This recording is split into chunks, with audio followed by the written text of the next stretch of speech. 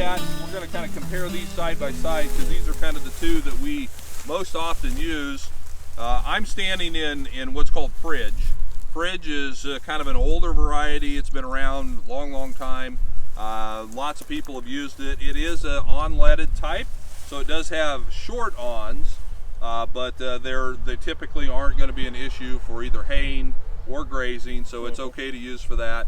And then where Dale is standing is a newer one that we've been using called 813, and you don't see a whole lot of difference here, but when we had these in our plots in Oklahoma, when Brett had those plots, Dale, tell them what you saw on those plots down there. We went down to the plots in the fall.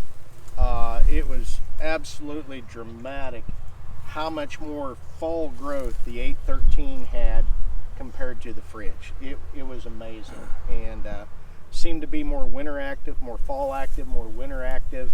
And I think one other thing that it looks to me like obviously the Fridge is a little taller than the 813 right now, but you also see it's also a little farther along. Yeah.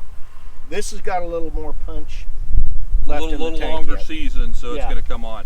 And when we look at the product sheet on 813, it's definitely one that fits the South better. We're a little concerned about taking it too far north because of winter hardiness, but it certainly has done great here this year. This is the second year we've had it, and it did fine last year too.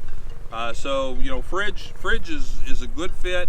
813, especially if you're going south, or I would say if you're planting earlier, is going to be better because, like Dale said, more fall growth. These weren't planted until October 17th, so we just didn't have a lot of time for fall growth, which may be one of the reasons we're not seeing a big